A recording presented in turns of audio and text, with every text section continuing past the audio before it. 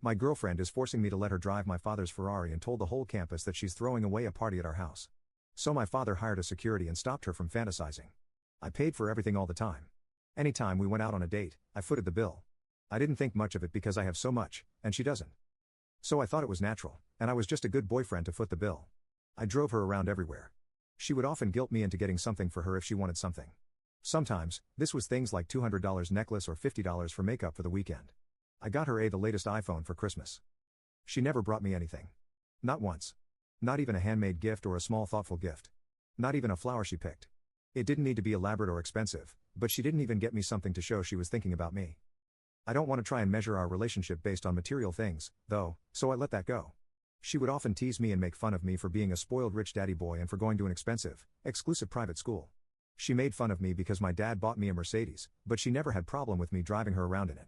She would make fun of me for taking school seriously, maintaining a 4.0, and turning down parties or other things because I had papers to write or tests to study for. She often told me I didn't know what the real world was like because I grew up in a wealthy neighborhood around rich people and didn't know what the world was like. She was right about that. I grew up a lot more sheltered than average people and with a lot more. Most people don't get Mercedes for their 16th birthday, ski trips to the Alps, or summer trips to St. Bart's. I know that's not normal. I don't know what normal is.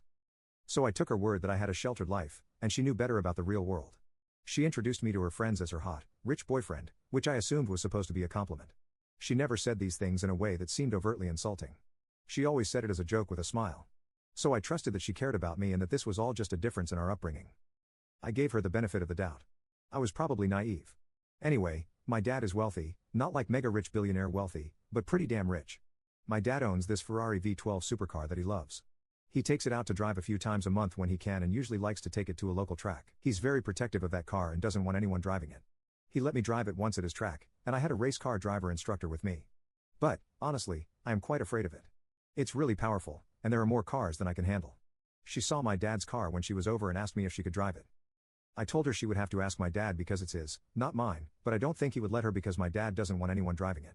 Anyway, she left it alone. She brought it up with my dad later, but he said no.